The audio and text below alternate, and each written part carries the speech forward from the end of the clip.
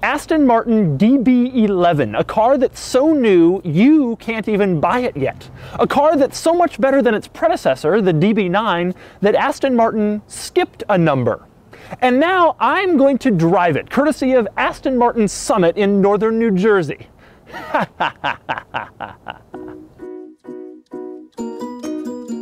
Now, obviously, I won't be able to give you cinematic helicopter shots of this thing flying around a racetrack, but it occurs to me that many people probably haven't had the opportunity yet to get up close with the DB11. So today, I'm going to give you a tour and show you all of the DB11's unusual features and weird quirks and crazy options. And then I'm going to take it out on the road. Now, for all of my thoughts on the DB11, click the link below to check out my column on autotrader.com/oversteer. Right now, let's get started. Open the door to the DB11 and the very first thing you'll find is leather. Lots of leather. Of course, there's leather on the door panels and obviously leather on the seats and the steering wheel and the headliner and the dashboard. But those aren't my favorite leather items inside the car. Those honors would have to go to the base of the seatbelt has a leather pouch. Put down the sun visor and the cover over the sun visor mirror, pure leather. And the best one, the latch to get into the back seat isn't some unsightly black plastic. It's a leather hoop. Pull it, and the seat whirs forward to allow access to the rear. Now, the seats aren't the only thing in this car that whir automatically. One of the most interesting features is the center console. Unlike in every other car where it's just a latch you open and close, in this one, push a button, and then it opens right up. Want it closed? Push the button the other way, and then it closes. Another interesting item that whirs automatically in this car, check out the stereo speakers on the dashboard. Now, they're down when the stereo is off, just like in every other car, but turn the stereo on and they automatically rise up to provide you with the best sound experience. Speaking of the stereo, want to change the volume? There's no stupid knob like in old peasant cars. Just slide your hand over the volume control and the volume goes up and down at your whim.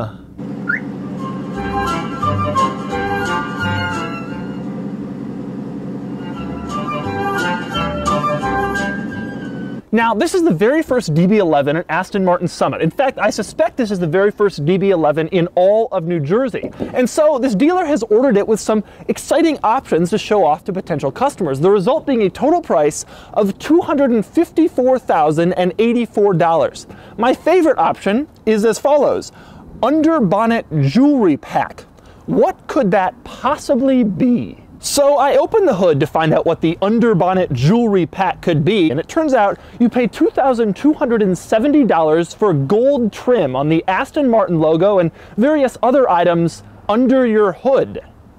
But I'm glad I got to open the hood because it gives me the chance to demonstrate my favorite feature in the entire DB11, and one that goes a long way to showing exactly how much attention to detail went into this car. Now, in a normal car, you go to shut the hood and it's this ungraceful affair where you slam it down and then you search around for the latch and then you push it. Not in this one. In the DB11, to shut the hood, you start by shutting the hood like normal and then it latches itself.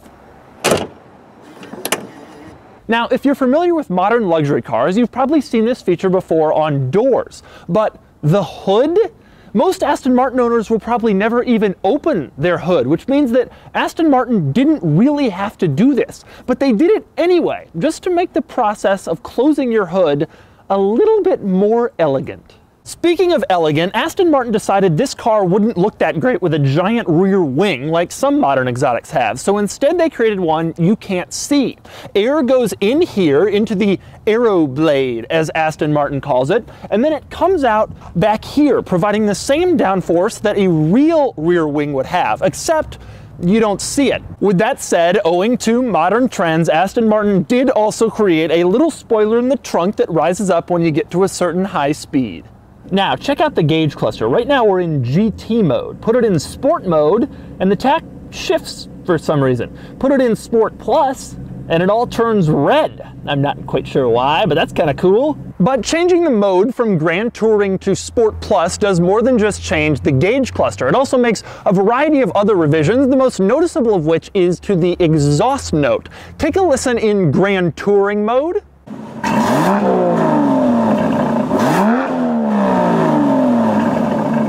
And now in Sport Plus.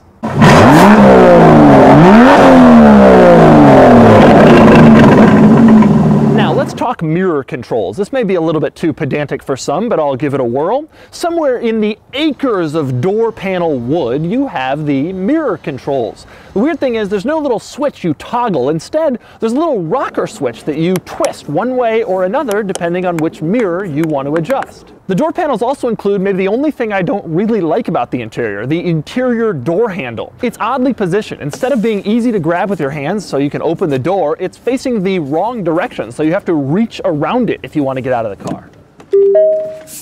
The rest of the interior is very Mercedes-y, owing to a recent cooperative agreement between Aston Martin and Mercedes-Benz. For example, the infotainment controller is identical to what you'll find in a modern Mercedes. So is the DB11's center screen. Mercedes-Benz even provides the stalks that are coming from the steering column. And by the way, there are a lot of them. Now, if you know Aston Martins well, you probably think the DB11 is a hatchback like the DB9 and the V8 Vantage, but actually, it has a trunk.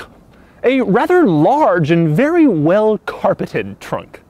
Now, earlier on, I mentioned the DB11 has rear seats, and yes, that's true. Indeed, they do exist, but, well, I'll show you the problem.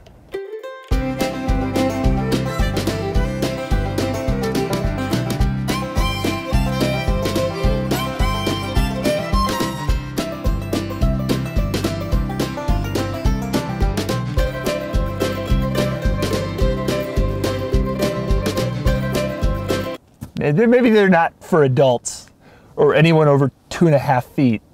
And with that, it's time to get the DB11 out on the road. But first, an overview with a few specs.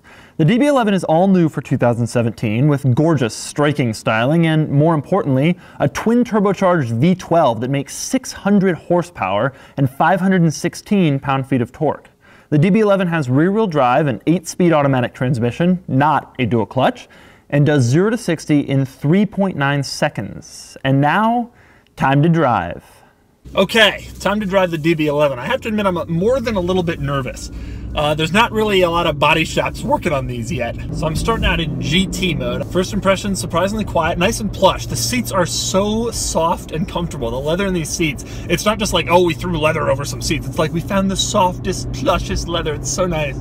If I were buying this car, I'd probably skip the light tan dashboard because you can see some reflections in the windshield, which is not what you want. The ride, even in GT mode, is a little bit harsher than you'd expect from a Bentley or something like that, but it's not, it won't kill you. It's not so bad. I mean, around town, it just sort of drives like a normal automobile. It doesn't even have that much noise to it. You really have to get into Sport Plus in order to make the noise really happen, which is kind of nice. If you want a car that you can just drive around without having to wake everybody up, not everybody wants a screaming Lamborghini. All right, I'm gonna put it into sport mode. I got a Honda Pilot in front of me.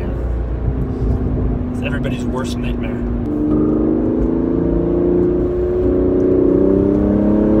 Wow. Oh, it's tremendously fast. Incredible how much faster it is than my old V8 Vantage.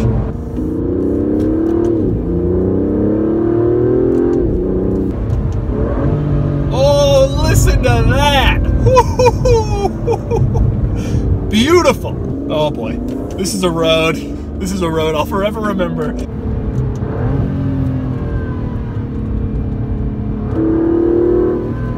Cornering is tremendous, of course. Car stays very flat. Now, Sport Plus, the ride is a lot harsher and you can feel it. But the trade-off is, here I'm coming around a nice corner. Oh, the steering is great. A little over-assisted, but the handling is tremendous. And there is no body roll. You think of these cars as Grand Tourers, but in this age of adjustable suspension, adjustable steering, sport mode, regular mode, they're able to make these cars be everything. If you want it to be a Grand Tourer, fine. If you want it to be a true sports car and bomb down these curvy roads, that's fine too. Inevitably, there will be comparisons drawn between this car and the Mercedes-AMG GT, which also has the ability to sort of be a highway cruiser, city cruiser, and a fast performance car on back roads. This one seems more brutal in terms of overall speed than the AMG GT. I also find it to be more beautiful, especially on the inside. I think the interior is a lot more special and exciting.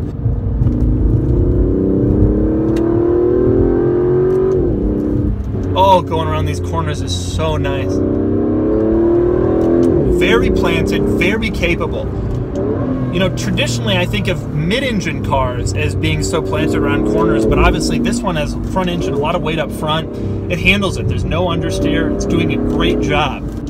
Anytime an automaker can make a car feel smaller and more nimble than it actually is, I'll be so impressed. It's a lot more engaging to drive than my Vantage was. And that's an important thing to note because the Vantage is still a new car. And so you could buy this or that if you want a new Aston. Buy this.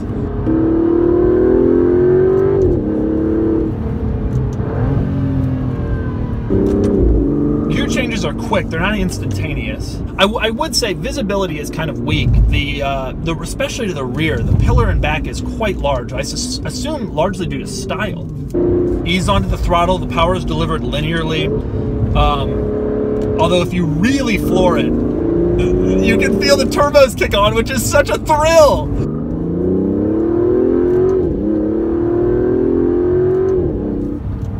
The majority of people who buy Aston Martins, I suspect, are doing it because they like the look and they like the beauty and all that. And they'll probably never really know that it's capable of this kind of behavior, but it's so exciting. Oh. The thing about this car is it's no Ferrari 488 around corners, and that's fine. It's also no Bentley Continental in terms of ride quality, and that's fine too. But if you want to combine the two, very few cars are going to offer you the ability to have near Ferrari cornering capabilities and near Bentley ride quality and beauty and leather and craftsmanship. And so that's everything you need to know about the Aston Martin DB11. Plus, one more tidbit. Having owned an Aston Martin V8 Vantage for most of the last year, I can confidently say, having driven this car, that Aston Martin has come a long way in 10 years.